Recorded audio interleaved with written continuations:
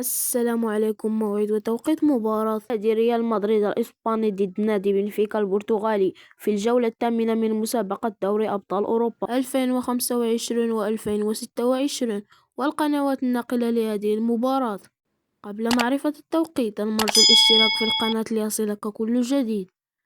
سيستقبل فريق ريال مدريد نظيره فريق بنفيكا على ملعب لوز في مباراة الجولة الثامنة، وستقام هذه المباراة المرتقبة بين الفريقين يوم الأربعاء 28 يناير 2026 على الساعة 9 بتوقيت المغرب وتونس والجزائر، 10 مساء بتوقيت مصر، 11 مساء بتوقيت السعودية إن شاء الله. ومن المرتقب نقل هذه المباراة على قناة بي إن سبورت HD2 بتعليق عامر الخويزري. ولا تنسى الضغط على زر الاشتراك ليصلك كل جديد.